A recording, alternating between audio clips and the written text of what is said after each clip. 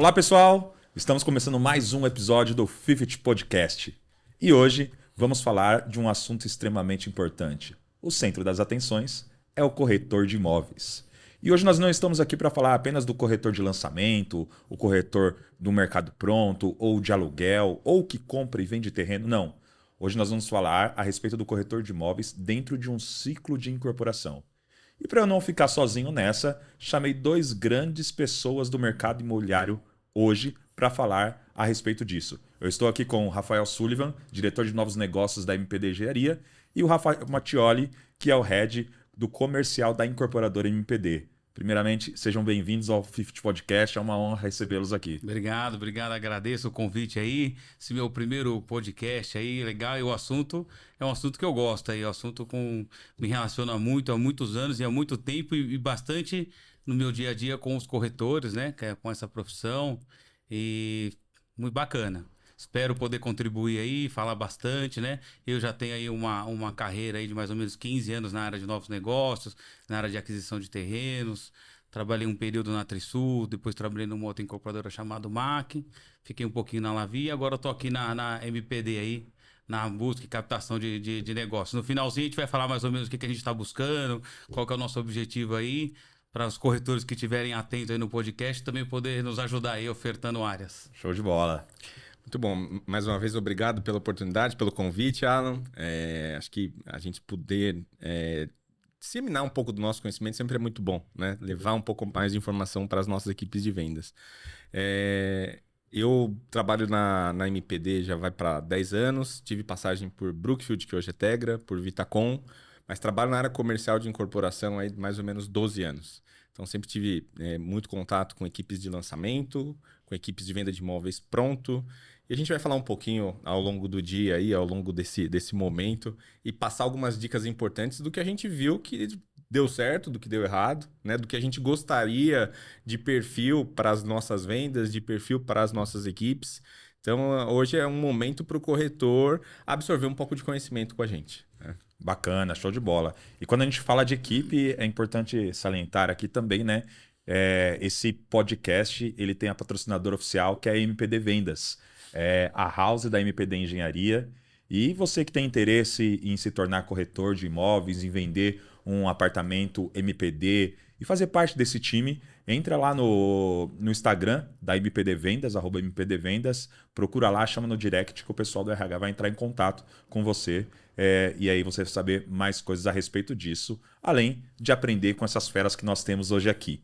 Mas para falar um pouquinho da pauta de hoje, né, e iria trocar aí com vocês. Quando a gente fala de corretor de imóvel, o pessoal talvez às vezes imagina que o corretor é só aquele que vende a casa, vende o apartamento e ele só recebe. E não, existe um ciclo, né, que a gente chama de ciclo de incorporação, que ele na verdade é muito longo, né? Acho que até o Sullivan pode falar bem disso, porque quando você está prospectando um terreno, esse lançamento, né, a venda efetiva do imóvel vai demorar para acontecer, né? Desde a época que você vai comprar até a época que o corretor de fato vai vender, é um ciclo de um período longo e que todo mundo está trabalhando para isso, né? O corretor ele está nas duas pontas, né? Desde a aquisição do terreno até a venda dos apartamentos. Então, olha como que é importante. E o ciclo, eu vejo da seguinte forma: a gente faz a aquisição do terreno ali para o terreno chegar em São Paulo, principalmente, que as aquisições são casinhas para se formatar um terreno. Para esse terreno chegar na mão do comprador, o corretor já trabalhou esse terreno aí de 6 meses a 1 ano, às vezes, né? E aí sim o terreno chega na mão do comprador, dos novos negócios, e novos negócios vai ajudar ali a desenvolver e conseguir efetivar a compra daquela área ali como um todo. Depois desse período aí, até o lançamento, é um ciclo aí de aproximadamente 18 meses, né? Tudo dando certo. E é um grande trabalho e um grande investimento esses 18 meses, né? Depois a gente monta o plantão de vendas, monta toda aquela estrutura que é para o corretor levar isso até o nosso cliente, né? Eu acho que esse é o objetivo. Então o corretor tá... Não, só transformando isso em timeline, né, para o corretor ter uma noção. O Sullivan falou de 1 ano e meio para você conseguir formatar o terreno. Um ano mais ou menos, de 6 meses a 1 ano. A gente está falando de mais um ano de desenvolvimento de projeto para lançar, é isso? Muito mais. De 1 ano a 18 meses, normalmente. Então a gente já está falando aí de 2 anos e meio. Lançamento mais 6 meses para lançar, né? Aquele período com decorado, com plantão. Obra, normalmente mais 2 anos e meio de obra. Né? Isso. Então a gente está falando 2 anos e meio, 3, 5 anos. E aí a gente tem entrega de chaves e o relacionamento fazendo atendimento com esses clientes, assistência técnica, que se estende às vezes por mais 2, 3 anos, né? Então, o nosso ciclo de contato com o mercado, de contato com o cliente, ciclo de incorporação, estou falando de 6 ou 7 anos, né? É algo a longo prazo, né, Sul? Exatamente. E o corretor, né, eu falei de 2 ciclos da incorporação, né? Que é compra de terreno e lançamento, sem contar que depois de pronto, né, você tem lá os corretores que vendem apartamento pronto, vendem imóvel pronto, né? Sim. Um ecossistema que surge Exatamente. depois desse lançamento, né? E aí, né, o Sullivan falando desses 2 pontos, talvez, acho que são os principais pontos ali que o corretor aparece, assim, que todo mundo conhece, né? Na compra do terreno e depois na compra e venda do terreno e na compra e venda do imóvel, né? Mas aí, até perguntando pro Rafa, que, né, lidera o time comercial, existe também uma ajuda ou algo que o corretor também consiga fornecer na parte de desenvolvimento do projeto também, né? Nesse ciclo de 18 meses, não sei, nesse período, vocês acabam colhendo algum tipo de informação da força de vendas para que o corretor possa ajudar no desenvolvimento, mesmo que indiretamente, não participando de uma reunião, né, com a arquiteta, mas existe isso lá dentro da MPD? Na área comercial, na gestão comercial interna, a gente tenta extrair informação do time de vendas a todo momento, né? Acho que a principal fonte de informação é dos corretores autônomos, né? E isso se faz de uma forma muito importante, por exemplo, na estruturação de negócio. Como eu sei que está faltando uma determinada tipologia em determinadas regiões, em determinados bairros? Via corretores, né? Os corretores que estão na frente, que estão atendendo os clientes. Então, é importantíssimo o corretor ter uma boa leitura dos produtos que tem disponíveis para vender, das oportunidades de empreender, né? E trazer essa informação para quem incorpora, né? Acho que o corretor que está na ponta, que está no início do ciclo com o Sullivan, é o corretor que tem muito bem essa leitura, né? Ele sabe estruturar negócio, né? Também, sim. E o caso do corretor, do plantão de vendas, ele consegue escutar o nosso cliente, né? Porque o que a gente empreende? Empreende para o cliente, né? A gente faz para o cliente final. Esse cliente que está na mesa, a gente precisa entender a dor dele, o que ele quer. Eu lembro que quando eu trabalhei nos últimos anos, muito na linha econômico, né? No braço econômico da Trisul. E depois fui para o braço econômico da Lavi. Indo da Lavi, eu tive a oportunidade de ficar ali 3 meses no plantão de vendas ali, vivendo ali o dia a dia. E eu já tinha feito o ciclo inteiro, eu trabalhei em quase todas as áreas de uma incorporadora, né? Comecei em obra, engenharia, orçamento, planejamento. E me faltava o comercial mesmo. E eu só fui entender o negócio quando eu fui para a mesa escutar o cliente. E aí acho que dali deu um clique ali, quando eu fui atender uns 10 clientes, que eu falei, agora eu entendi o que é esse econômico, o que a gente precisa fazer, né? Então eu tinha que voltar lá no terreno.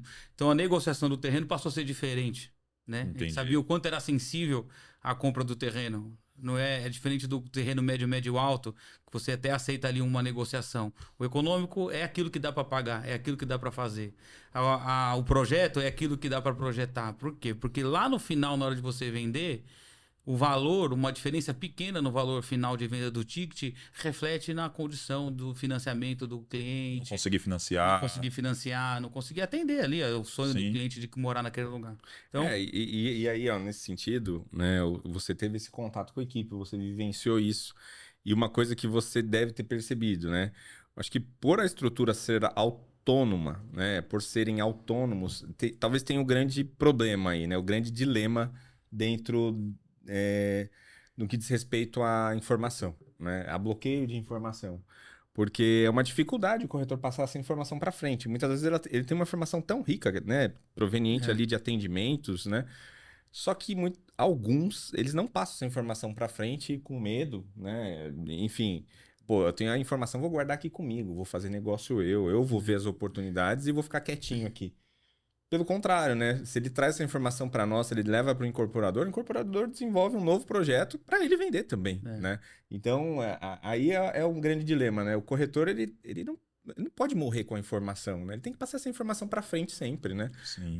Mas sabe que se você vê a área de terrenos, se você pegar no mercado os terrenos que são comercializados entre as principais incorporadoras, o que eu percebi que, assim, acho que grande parte, não vou falar em percentual, mas grande parte dos terrenos que são vendidos são sempre pelos mesmos corretores. São muito pouco, assim, um corretor que, vou fazer o meu primeiro negócio, ele consegue vender um terreno, ele consegue formatar uma casa. Isso os corretores foram aprendendo, foram se aprimorando e eles viraram de terrenos, eles são... eles fazem mais do que um trabalho de venda, né? De pura venda. Eles fazem todo um trabalho de estruturar aquilo, né? Que é você montar o consenso de todos os vizinhos, para você poder agregar, arrumar a vida do vizinho, porque quando a gente monta terreno em São Paulo, o terrenista não bate na nossa porta oferecendo o terreno, nós vamos bater na porta da casa dele falando que a gente quer comprar o imóvel. E às vezes o imóvel tá ali, tem inventário para ser feito, tem que regularizar a propriedade. E o corretor, ele já, de terrenos, ele já sabe fazer todo esse processo. Ele já. Tanto que tem empresas hoje, né? Corretores que começaram como corretores, e hoje tem empresas de estruturação, são muito sérias, e que fazem esse trabalho, que facilita esse trabalho para o comprador. Então, realmente, essa relação, vou chegar naquilo que você está falando, desse medo, dessa insegurança do corretor. Essa relação de confiança do comprador com o corretor faz com que a coisa flua. Porque tem que ter uma relação. O cara vai me oferecer um terreno, não adianta ele ficar com medo de me oferecer o terreno, o mercado inteiro vê o terreno, né? Sim. Então tem que ter uma relação de confiança, porque realmente a gente vê que no mercado, ainda, as pessoas que não trabalham, né? A gente somos incorporadores, a gente respeita o trabalho do corretor, porque a gente sabe o quanto é importante. Mas em outros mercados, às vezes o cara não sabe a importância do corretor. Ele acha que o corretor só é comissionado na hora que ele está vendendo o imóvel dele. Mas ele não consegue ver a importância que tem que ter aquela figura, né? Que consegue ali... Eu acho que o corretor é uma figura que ele consegue ficar entre os dois orgulhos, né? O orgulho de quem quer vender e o orgulho de quem quer comprar, né? E aí ele consegue equilibrar isso daí para que a coisa dê certo. E em outros mercados o corretor ele não é bem visto assim. Então, às vezes, ele acaba levando isso... Ele chega no mercado imobiliário e acha que essa é a realidade, né? De que tem que se degladiar, que tem que...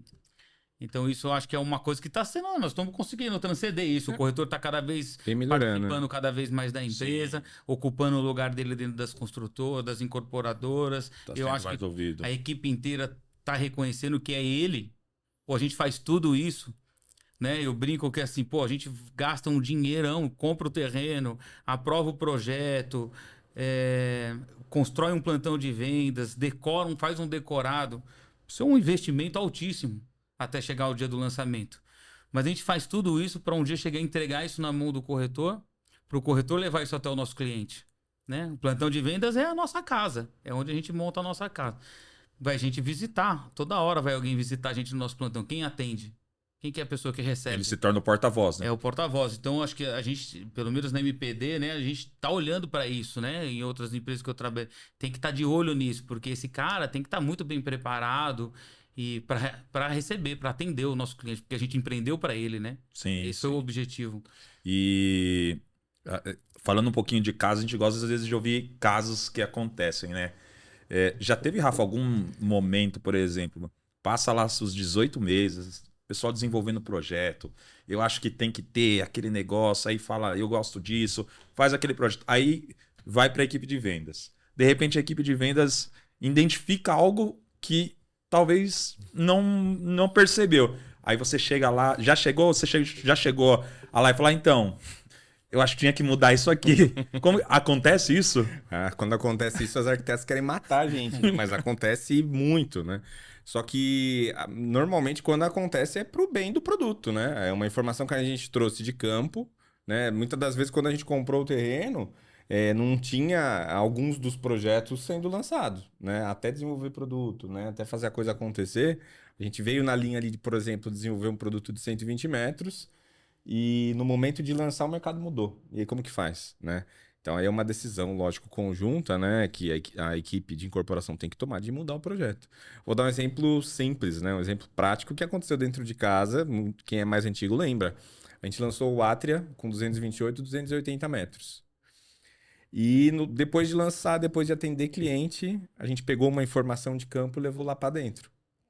Que a gente percebeu que tinha capacidade de lançar um produto ainda maior, que acabou sendo o Mirá. O Mirá era para ser um apartamento de 120 metros. Então, aquela percepção aconteceu ao atender cliente, ao falar com os corretores, e a Débora mudou o projeto, a gente fez o Mirá com 313 e 410 metros. Nossa. E vendeu tudo. E vendeu tudo. A gente teve uma ótima largada, primeiro mês vendendo 60%, e depois zerou antes da entrega. Não.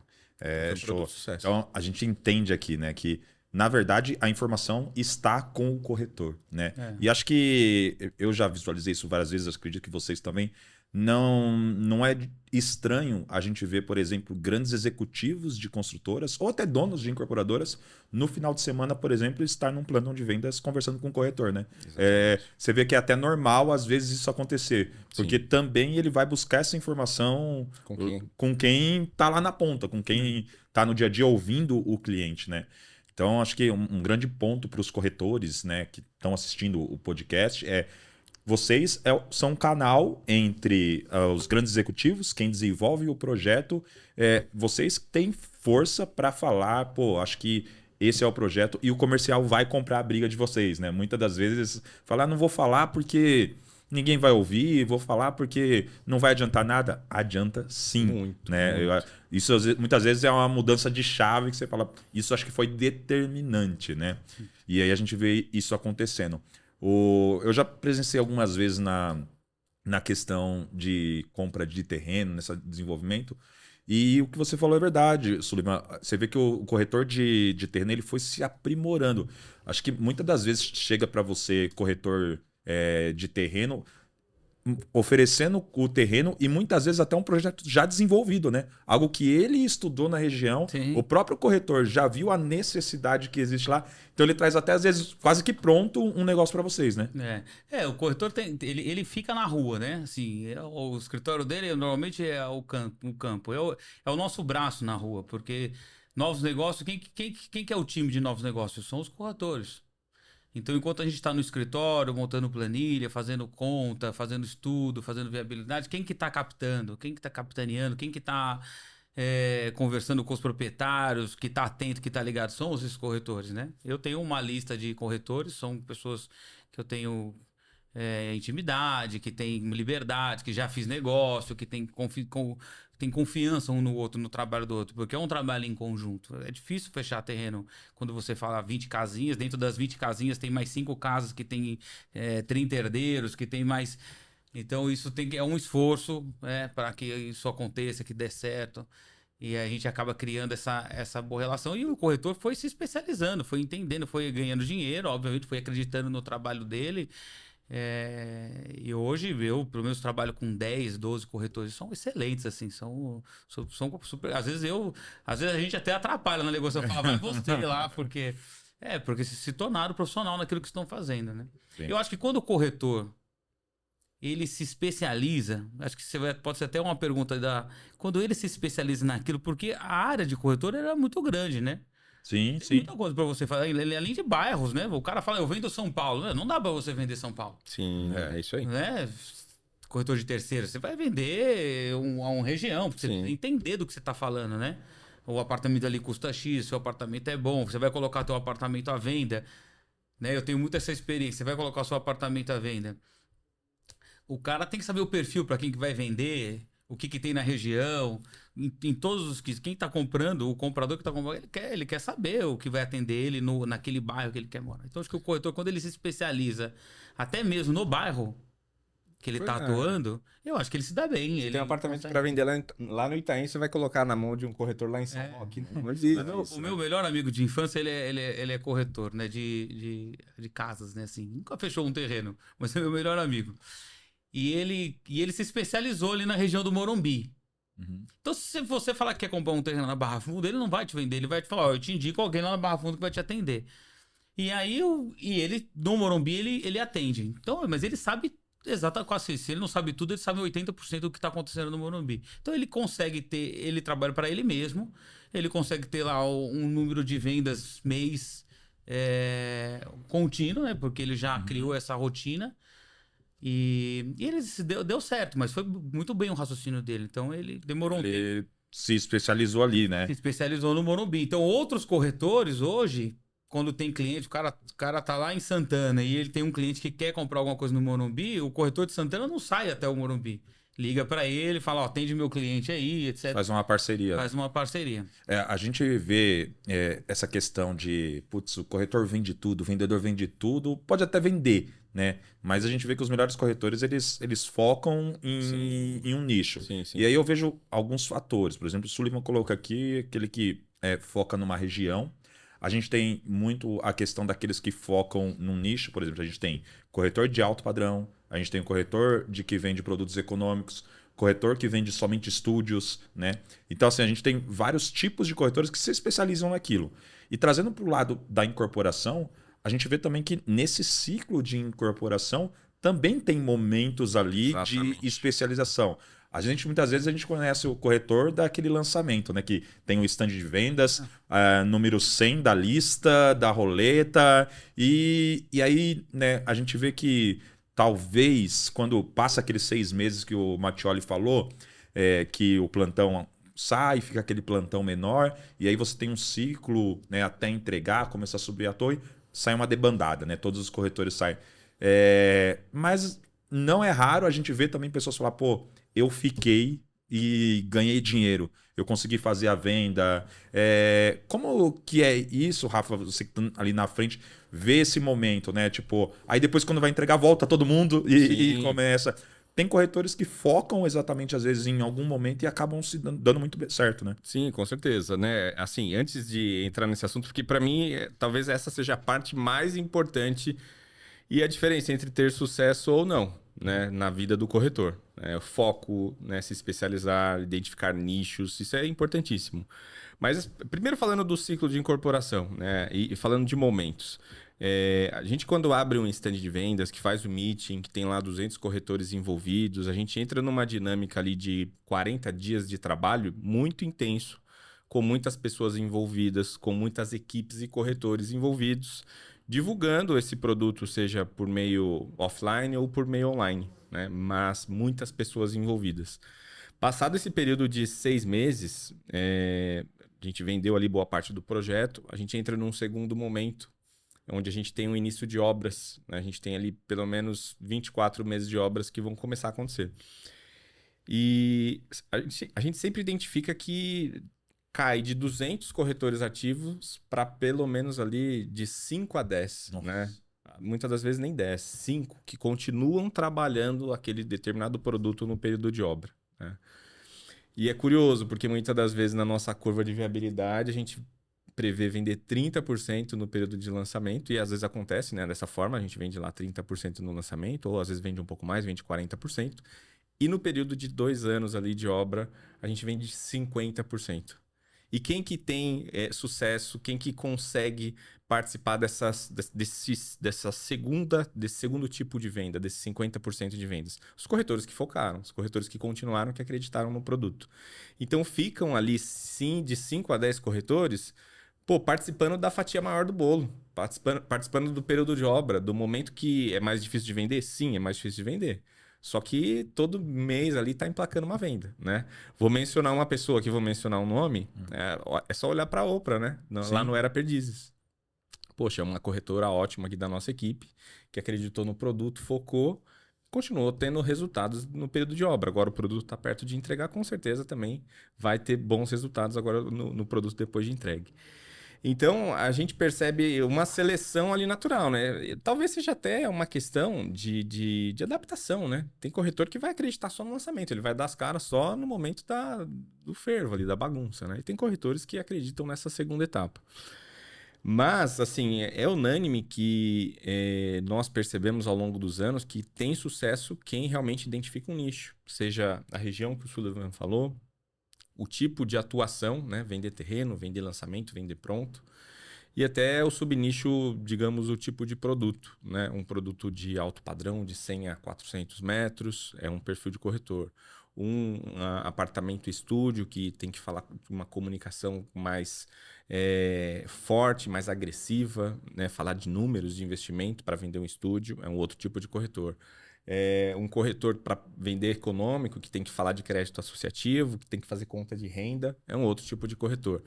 Então, principalmente para o corretor que está começando, é importantíssimo ele definir, ele não pensar tão grande no início, né? Ele tem que definir nicho, ele tem que ser especialista, ele tem que definir a região que ele vai atuar, ele tem que definir qual tipo de produto que ele vai vender, ele tem que definir qual tipo de negócio ele vai fazer, né? Olha uma informação que o Sullivan falou no começo. Pô, eu fiquei impressionado com o que ele disse. São poucos corretores que vendem terrenos na cidade de São Paulo. Poxa, a cidade de São Paulo é a maior cidade da América Latina. Como assim? Os terrenos estão na mão dos mesmos corretores? Não. Eles estão ali há anos, batalhando, se especializando, e eles chegaram no nível de montar terrenos, né, de fazer negócio com os grandes incorporadores. E muitas das vezes eu vejo o nosso corretor muito sem foco, sabe? O nosso corretor, ele quer vender terreno, ele quer vender o apartamento no lançamento, ele quer vender o apartamento pronto, ele quer vender o estúdio, quer vender o de 200 metros. Pode ser que até encaixe um negócio ou outro nesse sentido, né? Mas eu tenho certeza, sem sombra de dúvidas, que se ele identificar nicho, se ele focar, o resultado vai ser muito maior, né? A gente não tem que perder a atenção anunciando o terreno, anunciando o lançamento, anunciando pronto. O corretor tem que se especializar. Eu acho que quando você, pô, até a gente que trabalha no escritório, né? Cada um ali dentro do escritório tem sua função, tem seu espaço, tem seu lugar. E aí, dentro daquilo que a gente está fazendo, a gente tem um propósito no nosso departamento, e esse propósito tem um propósito maior que é para a empresa, né? Eu acho que quando o corretor ele consegue identificar o seu espaço, o teu lugar, né? Qual que é o teu propósito, ele acaba tentando conhecer mais aquele produto, tentando... Pô, você pega um produto aqui em Alphaville, terreno de 10 mil metros, nós estamos falando de 500 milhões de VGV, né? Pô, às vezes o cara sai pulando de um plantão para o outro, às vezes ele fala, pô, aqui tem 500 milhões de faturamento que eu preciso vender. Se eu me dedicar, se eu escutar o cliente, se eu escutar a dor do cliente, né? Se o cara for entendendo, cada vez que ele vai entendendo o cliente, ele vai entendendo a forma que ele tem que abordar, o que ele precisa dar ênfase, o que de repente ele não precisa enfatizar tanto, aonde, o que as pessoas estão procurando, ele começa a direcionar, né? E, inclusive direcionar a empresa, né? Pô, que nem ele deu o exemplo aqui. Então, eu acho que quando o profissional, né, seja não só na área de corretagem, mas quando o profissional ele se dedica naquilo que ele tem para fazer, ele ele começa a operar de uma forma colaborativa para todo mundo, para ele, né, para ele se desenvolver, para ele crescer. E aí o sucesso, eu acho, o sucesso é um conjunto disso tudo, né? Exatamente. E eu acho que também é uma coisa que a gente deixar claro, né? A profissão de corretor de imóveis é uma profissão que ela requer resiliência, né?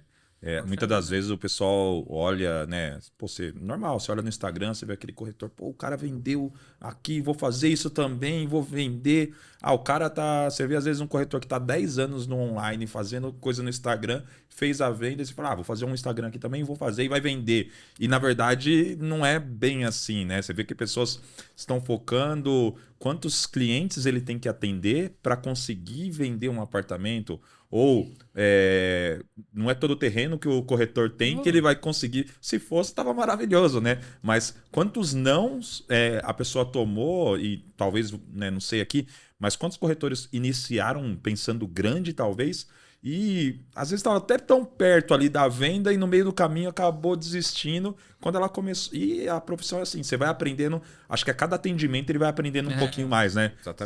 É como o Sulinha falou, tem vezes que você fala, pô, vai você lá atender, porque você já tem uma conexão tão boa com o proprietário que eu não vou atrapalhar você. Então acho que ele vai aprendendo aos poucos. É uma profissão nobre, é uma profissão que eu estava conversando hoje de manhã com o pessoal lá no escritório, falando nessa profissão do corretor, que eu não sei se talvez a única, mas é uma das poucas profissões que tem um potencial de ganho absurdo que, por exemplo, nenhum CLT pode proporcionar o ganho que um corretor de imóveis pode ter, né? Você vender o que é do outro é um negócio muito bom. Né? Porque a incorporadora vai lá, produz tudo aquilo. Você vende o que é do outro. Você não vende, você não produziu. Você vai lá e vende e ganha por vender, né? Então, não só o corretor de imóveis, né? A profissão corretor de produto químico, corretor de intermediação, né? Ele está vendendo aquilo que o outro produz. Ele está fazendo a intermediação desse negócio. É um bom negócio, né? Porque o seu custo fixo ele é um pouco menor aí do que da própria empresa que está produzindo. Sim. Então, praticamente o ganho é lucro. Mas o corretor, a gente brinca, quer dizer, o corretor, às vezes, ele vende para quem não quer comprar aquilo que o outro não quer vender. Sabe? Ele tem uma habilidade de ir lá na casa. A gente, ainda mais que casinha, que a gente bate na porta do cara. Meu, o cara não quer vender a casa dele. O corretor vai lá e acaba... Tem histórias de terreno, não é brincadeira, né? Mas tem uma história, tem uma corretora nossa aí. Não vou falar o nome dela, que às vezes ela pode ficar chateada. Mas tem uma corretora que eu acho um fenômeno, assim. Que ela trabalha comigo até hoje, foi compradora de terreno. E na época que ela era compradora, ela não era nem corretora nessa época. Hoje ela tem uma empresa de estruturação. Tem uma história dela que eu acho fantástica, assim. Eles chegaram num ponto que foram comprar uma das casas. E a casa, o cara tinha falecido, né? Não achava, não localizava, colocaram detetive. E o cara faleceu. E a família, assim, quase faleceu como um indigente ali, mas a família suspeitava que ele tinha sido enterrado num cemitério X. Ela foi e pediu pra desenterrar o defunto para poder fazer ali. Para poder fazer o trabalho, para poder identificar, né? Isso é uma história conhecida dela, assim. E então, assim, prova muita resiliência, né, para o corretor fazer esse trabalho, né? Porque realmente às vezes ele tem que ir em lugares e tem que... Eu mesmo já... O corretor já saiu fora do país para buscar para tentar localizar algum vendedor, né? O terreno é uma loucura, né? A gente vive situações lá que todo mundo tem que juntar força para poder dar certo, né? Não é uma coisa que vai... Que fica ali passivamente ali, a coisa vai acontecer. E eu acho que quando o corretor também começa a trabalhar na ponta da venda de forma mais ativa, né? E não só ele tá sentado no plantão de vendas, eu vi muito isso quando eu fiquei no plantão de vendas, assim. Quando o cara tá no plantão de vendas, ele tentando cada vez mais ir aperfeiçoando a abordagem dele, né? Ou escutando, porque ali o cara tá naquele tempo ali, ao invés de estudando o produto, pô, quando chega o cliente, ele tá pronto para servir. E o cliente percebe isso. Porque eu acho que o vendedor não é o cara que vende, que fala bem e que... Não, isso não tem nada a ver com o vendedor. O vendedor é o que consegue passar confiança. Exato. Às vezes, ficar quieto, falar pouco, passa às vezes por mais confiança do que aquele que precisa falar muito para passar confiança, né? Então, eu acho que todo mundo serve para ser vendedor, assim, mas tem que passar confiança. E passar confiança é o quê? É conhecer. Ter segurança do que tá falando, saber do que tá falando, né? E muitas vezes a gente vê, né? Eu já presenciei alguns atendimentos que talvez essa confiança ela é adquirida por assuntos que nem está relacionado àquilo que ele está vendendo, né? Às vezes o corretor tem tanta informação sobre, enfim, infinidade de assuntos, seja no mercado, de carro, mas ele cria uma conexão com o cliente e essa conexão faz ele se tornar autoridade no assunto. Sim. De modo que na hora que ele for falar do imóvel, o cliente já tem uma conexão tão boa que ele fala, esse cara entende, né? Então a gente vê que o corretor também não é só estudar apenas o produto, né? Vou estudar aquele produto e vou dar muito certo. Não, eu acho que ele tem que ter uma cultura ali de saber de juros. Acho que o Rafa falou um pouco, principalmente quando você vai, sei lá, no Minha Casa Minha Vida, como que o cara consegue compor renda? Pô, entra uma grana na conta ali, como que eu faço? O lerite não é tão alto para conseguir... ele formatar um negócio para o cliente é uma coisa que está relacionado diretamente ao corretor, que ele passa a ser um consultor, né, para aquele cliente, para aquela família, né? Então, acho que isso é importante, você buscar informações extra, o que está acontecendo agora.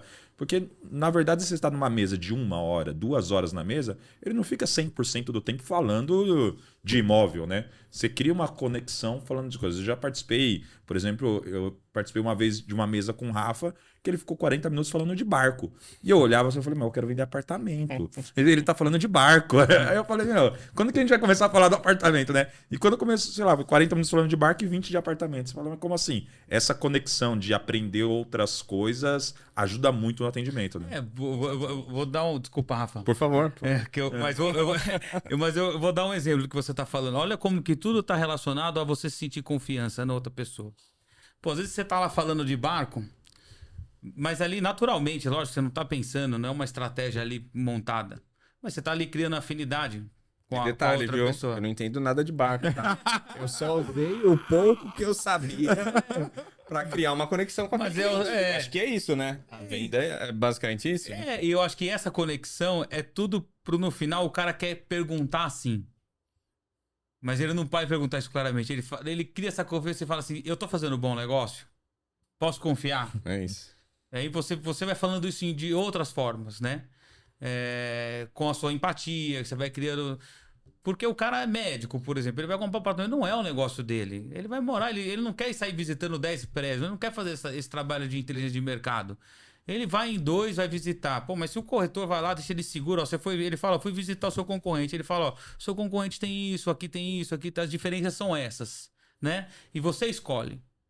Eu tenho um ponto assim, quando eu comprava terreno, eu ficava muito ansioso, porque eu, queria que desse certo. Você tava lá, você tem essa...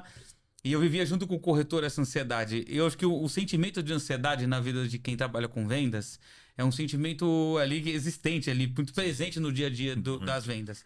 Os meus pais, a vida inteira trabalharam com vendas. Eu vivi isso na minha casa, né?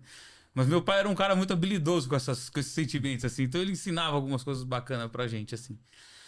Então ele falava assim, e acho que isso serve muito, eu já levo isso pra minha vida. O corretor, ele tem que fazer o seguinte, a única coisa que ele pode fazer pela venda é atender. E isso está na mão do corretor. Ele pode atender muito bem. Ele pode dar o melhor possível. Atender muito bem significa ele conhecer muito bem aquilo que ele está vendendo e muito bem aquilo que os outros estão vendendo. Como se fosse um cara que vai comprar carro. Você fala, eu estou comprando um Gol, mas eu gostaria, na verdade, de um Palio. O cara fala, mas o Palio tem isso, o Gol tem aquele. E o cara consegue demonstrar as vantagens e desvantagens para que você possa tomar uma decisão.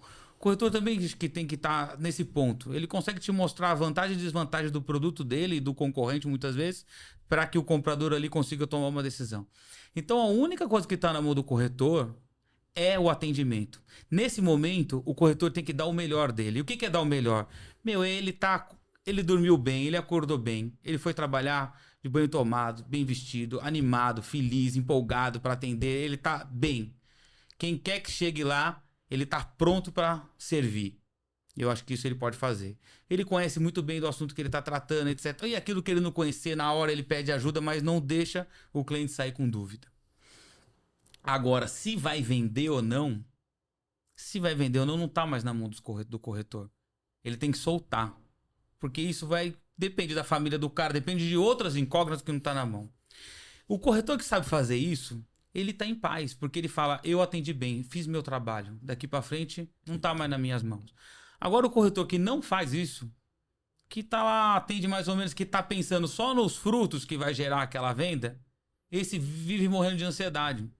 Porque ele só quer vender, ele não quer atender.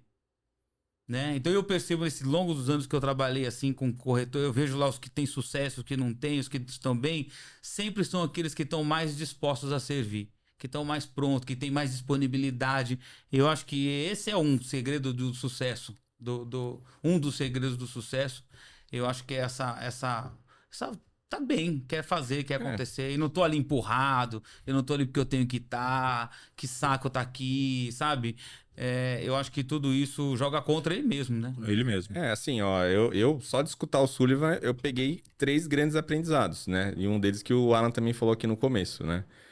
Primeiro, servir, né? Poxa, eu só existo para servir alguém, né? Eu acho que isso não é apenas para venda, isso é para o meu dia a dia, para minha esposa, para os meus filhos, né? Eu tenho que ser útil para alguém. Então, é basicamente o que o Sullivan acabou de falar. A venda acontece porque eu sou útil para o cliente, né? Senão nem precisava de um vendedor, né? Senão eu colocava um totem lá e ele fazia a compra sozinho, né? Então, eu preciso ser útil para alguém. Eu ir lá, ficar fechado, não estudar o produto, poxa, eu não vou ser útil para o cliente, né? Segundo, estabelecimento de relação de confiança. A venda só acontece, seja em qualquer tipo de mercado, ao estabelecer uma relação de confiança. Quando o Alan falou brincando da história do barco, poxa, eu trouxe conhecimento, conteúdo de, sei lá, de vídeo que eu vi, né? Eu sou uma pessoa muito curiosa, de revista que eu li, e falei de marcas ali, de lancha, de iate, que eu nunca entrei na minha vida, mas eu tinha informação, né? E a gente conversou um pouco, alguns minutos sobre esse assunto, né? Isso é criar vínculo, né? E criar vínculo, muitas das vezes, é trazer coisas da minha infância, da minha adolescência, né? Trazer bagagem para a mesa. E muitas das vezes essa bagagem você vai trazer com a sua vivência, ou você vai ter que correr atrás, né? No caso na venda de um estúdio, conhecimento de matemática financeira, conhecimento de investimento, isso dá para correr atrás, né? Poxa, eu nunca trabalhei no banco de investimento, então eu não sei falar sobre investimento. Poxa, não é assim. Se eu dedicar algumas horas a mais ali de estudo, eu vou conseguir sentar na mesa com o cliente e defender, né, ele sacar uma aplicação e colocar no imóvel, comprar um imóvel, né? A gente tem muito esse dilema numa mesa, muitas das vezes, né? Então, estabelecer relacionamento, estabelecer relação de confiança. E o que o Alan falou no começo, né? A gente, como vendedor, a gente não sabe lidar com o não, né? É uma dificuldade lidar com o não. Gera ansiedade, né? Gera uma dificuldade. A gente toma, sei lá, 9 nãos para um sim, ou muito mais, né? Ou 20 nãos para um sim. E muitas das vezes eu acho que o principal erro do corretor ou do vendedor é achar que o não está sendo dado para ele, para a pessoa física corretor, para a pessoa física Rafael. Pô, não, ele não está dando não para mim, ele está dando não para aquela situação. Naquele contexto, muitas das vezes, ele não está definindo naquele momento adquirir aquele imóvel. Por N motivos, né? Pela esposa, enfim, ele não estabeleceu ele não finalizou os estudos dele, não estabeleceu uma relação de confiança suficiente, ou teve um problema familiar, mas a gente não pode cometer o erro de trazer o não para nós, para a pessoa, né? Então isso faz muito mal, né, Sullivan? Você sabe que você entrou num ponto aí, às vezes nem era o caminho da entrevista, mas eu acho que é importante, assim, quando eu vivi esses últimos tempos no plantão de vendas, ano passado, assim, fiquei quase 4 meses no plantão. E assim, fui ficando ali, tava com o superintendente ali, aprendendo ali também, vivendo aquele... E eu vi que realmente era um plantão que vendia ali produto econômico, né? E eu vivenciei alguns sentimentos que acontecem dentro do plantão de vendas, né? E o porquê que acontece aqueles sentimentos ali, ansiedade, né? E às vezes tem muito corretor por não ter um salário mensal, às vezes tem mês que o cara vende, tá muito bem, tem mês que tem um pouco mais de dificuldade, e aí está devendo precisando pagar alguma dívida, pagar um aluguel, etc. E tal. E aí eu lembro que vinha um superintendente para mim, ele falava assim, Sullivan, a gente tem que ficar montando evento aqui e tal, porque o evento, isso mantém o corretor aqui e tal. Tudo bem, por que isso, né? Depois, o que acontece por trás disso, né? Quando você mantém um plantão vivo? Porque o corretor, às vezes, está realmente passando ali por um problema ali, familiar, assim como todos nós no escritório, em qualquer momento da nossa vida, né? E a gente tem também... Mas no plantão de vendas, ele é muito importante realmente ter um ambiente, né? Um ambiente vivo. Porque o cara entra, ele esquece um pouco. Porque é ali que vai resolver o problema dele. Então ele precisa se livrar um tempo ali que ele está no escritório, que nem a gente tem problema em casa, a gente chega no escritório, a gente precisa se afastar um pouco daquele problema para poder a vida continuar e aquele problema vai ser solucionado, né? É um momento da vida da gente é assim, né? Uhum. A gente vai pavimentando e vai seguindo na vida. E acho que também todo mundo é assim. Mas o plantão de vendas, se ele não for, se for um plantão muito ali quieto, pode ser que aquilo não colabore o corretor poder deixar ali, se sentir que está no escritório, se sentir que está Então eu vejo que é importante o corretor sair de casa, assim, ir para o plantão de vendas, né? Entrar num ambiente corporativo com os amigos, para ele deixar o problema em casa, para ele poder ir no lugar onde vai solucionar, né? Se o problema for financeiro. Se não for financeiro, pelo menos ali ele tem um pouco ali de respiro, né?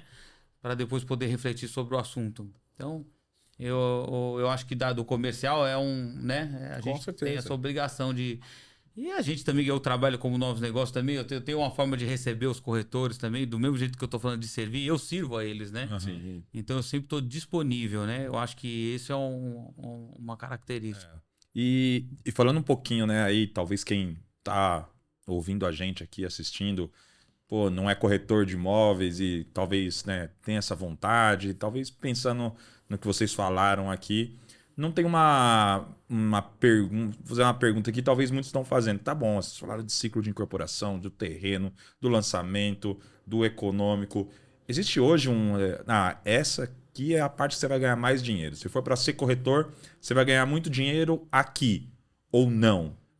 Pelo que eu entendi aqui, acho que não é porque ele vende econômico que ele ganha menos do que quem vende alto padrão, e não é porque ele vende pronto que ele ganha menos quem tá vendendo terreno. Acho que não tem muito essa questão, né? Eu acho que quando... Posso responder? Por favor, depois eu falo minha opinião, por favor. Eu acho que... Pode falar você. Por favor. Faça questão. Quando você... Não, acho que você tem que falar.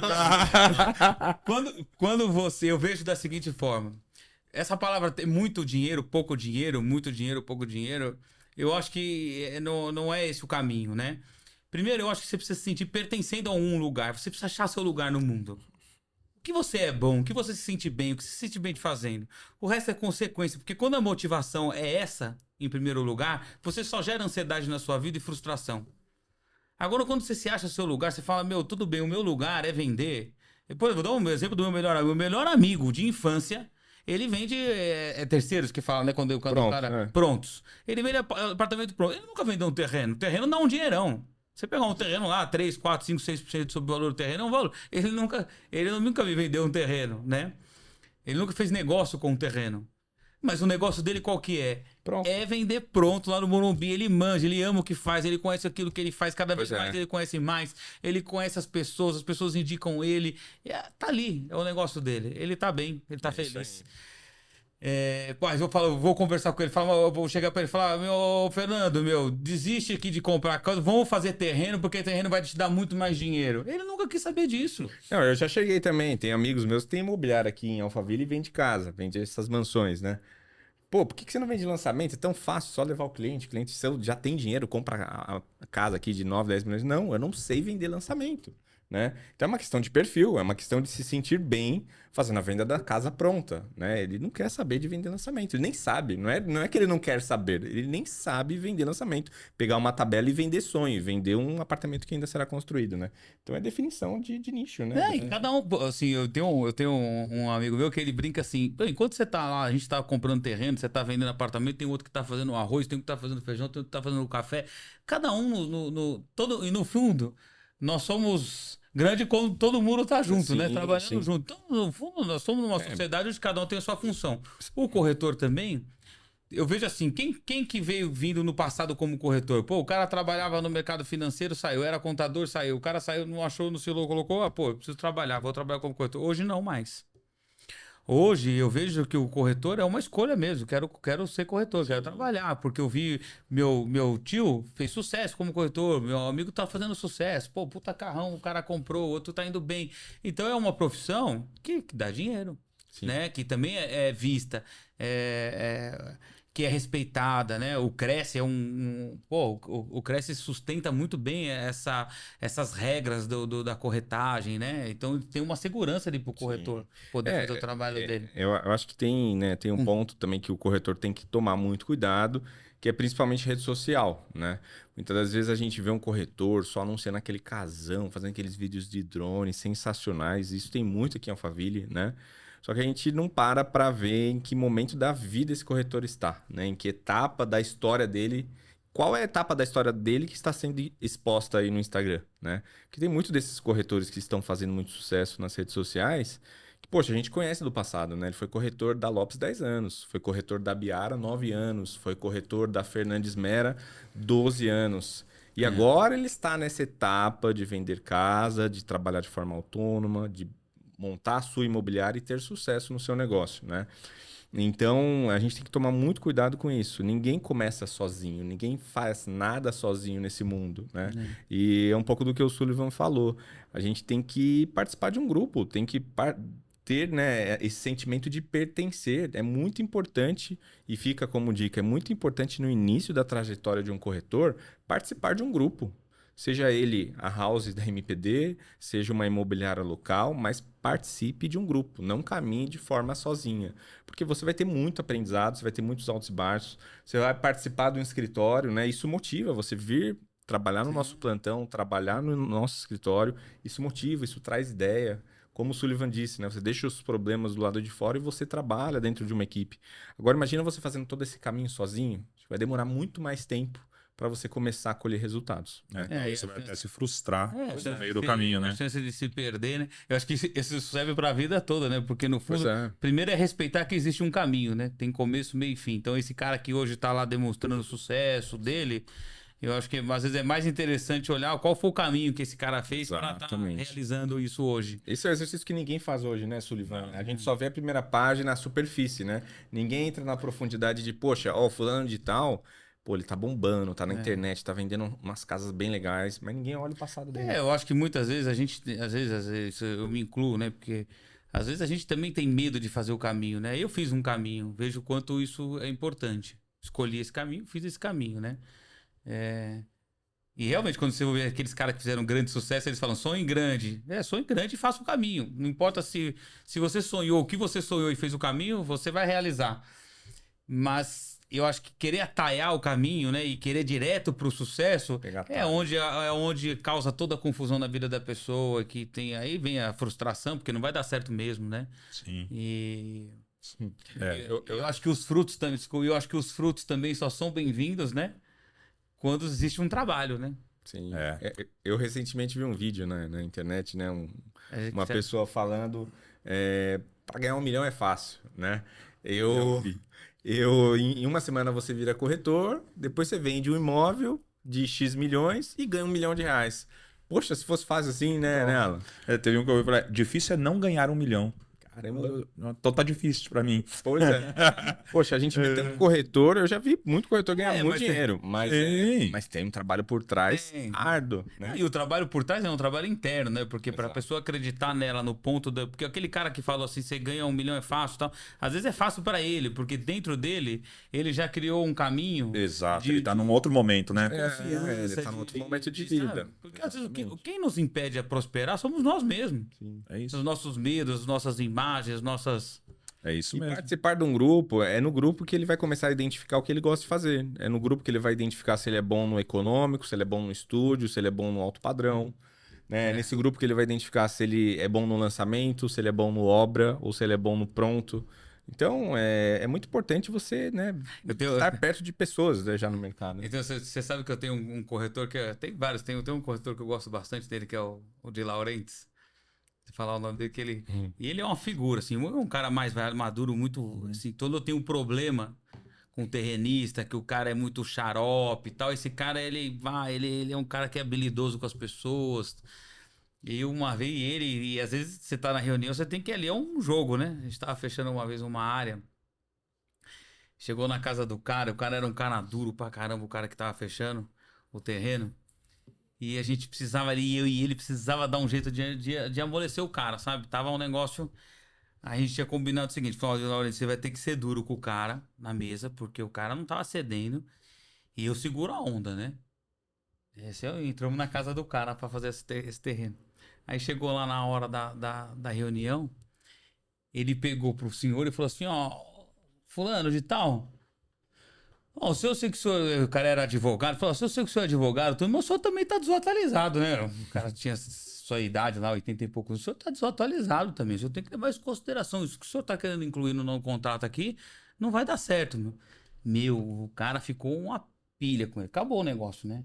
O cara começou a brigar com ele, falou, pô, tá maluco, você falar comigo dentro de casa assim e tal, não sei o quê, meu, aí na hora assim, tinha um dos... O afilhado do cara tava na mesa, era um cara mais tranquilo. Eu falei, vamos fazer o seguinte. Para a reunião, eu falei, vamos fazer o seguinte, estou aqui na sua casa aqui, acho que a reunião acabou indo para um caminho que a gente não queria. Vamos fazer um minuto de silêncio, todo mundo aqui, né? Era o jogo, a jogada era essa, meu. Aí o cara, como 1 minuto de silêncio? Não, vamos ficar quieto, 1 minuto aqui, ninguém vai falar mais nada. Vamos fechar os olhos, vamos ficar quieto. Depois a gente retoma a reunião. Quem sugeriu isso? Eu. Aí, 1 minuto de silêncio. O cara era mais quietinho, já também fez a postura dele, já ficou quietinho na mesa e tal. Ficamos quietos 1 minuto de silêncio. Gostei dessa. Esse corretor era tão habilidoso, o de Laurentes, todo mundo quieto mesmo, assim. Eu não vi a hora, eu falei, será que eu posso voltar agora? Não, deixei, ninguém falava nada. Aí depois de um tempinho, eu abri os olhos, você tava tudo de olhinho fechado, né? Abri os olhos e falei assim, acho que agora a gente já pode voltar pra reunião aqui. Aí o de Laurentes pegou na mão do velhinho e falou assim, eu queria te pedir desculpa. eu queria te pedir desculpa, eu passei do meu ponto aqui, mas o objetivo é que o negócio dê certo, tá? O cara foi lá e assinou. Olha só que legal. Então, eu acho que essa história é o seguinte, quando existe interação entre o corretor, né, na parte de terrenos e o comprador, é o que faz dar certo. Então não existe separação, não existe o corretor tá ali e o comprador tá lá, sabe? E quando o mercado vai entendendo isso, que não existe o corretor não é uma figura que vai atrapalhar o negócio. O corretor não é uma figura que ele vai colaborar para que o negócio ele é o facilitador do negócio. Ele é o facilitador do negócio. E, bom, falando de pertencimento de grupo, faço até um convite aí para quem quer ter um grupo, pertencer, né, a MPD Vendas, né, a house da MPD. Hoje tem poucas vagas de corretores de imóveis que estão abertas para o nosso próximo lançamento. E se você tiver interesse em fazer parte desse grupo, se localizar onde você quer atuar, entra lá no nosso Instagram, MPD Vendas, manda um direct lá que a gente vai falar com vocês. Bom, legal demais o papo que nós tivemos hoje. Acho que grandes ensinamentos aconteceram aqui. E é uma honra para mim estar nessa mesa junto com os dois, Rafael, falando de mercado imobiliário, de vivência, de experiências que eles colaboraram aqui para a gente. Principalmente para quem é do mercado imobiliário, para quem é do mercado de vendas de uma forma, porque acho que hoje o que a gente falou aqui não foi só de vendas de mercado imobiliário, mas uma vendas de uma forma geral, né? Então, vou abrir o espaço aqui para agradecimento. Eu quero agradecer primeiramente a vocês aí e vocês deixarem a mensagem final para os corretores, para quem está assistindo a gente. Bom, em primeiro lugar, eu que agradeço o convite, né, mais uma vez, e deixo aqui minha disposição, né? Fico à disposição para outros convites, que é sempre muito bom vir aqui, né? Bater esse papo com você. E tentar melhorar um pouco o nosso mercado, né? Porque eu acho que esse que é o principal objetivo, né? A gente já viu uma grande evolução nos últimos anos e a gente quer poder contribuir, né? De grãozinho em grãozinho, a gente consegue melhorar o mercado de maneira conjunta, tá? Então, eu agradeço. Queria deixar os meus contatos também, né? O pessoal pode olhar meu Instagram, @rafael.mattioli. Sempre estou postando alguma coisa sobre o mercado imobiliário, sobre os nossos produtos. E, enfim, só agradecer esse momento. Obrigado, também queria agradecer o convite aí, agradecer todos os corretores aí que trabalham comigo, os que não trabalham também, essa profissão aí que eu respeito tanto e que é tão importante para o nosso negócio aí, para o nosso dia a dia. Agradecer essa oportunidade, é o primeiro podcast que eu participo, gostei bastante. Legal. Aí acho que nós passamos do limite, que eu tava vendo só um bracinho ali da Tiziana toda hora pra gente poder finalizar, mas agradeço de verdade, foi muito bom. Obrigado, Mattioli aí. Obrigado a você. Eu falei bastante aí, desculpa, viu? Que isso, pelo amor de Deus. Show de bola, pessoal. Estamos caminhando para o fim, encerrando mais um 50 Podcast. E lembrando, nossa patrocinadora oficial, a MPD Vendas, que permite a gente estar gravando mais um episódio e trazer informação e conteúdo para vocês. Obrigado e até o próximo episódio.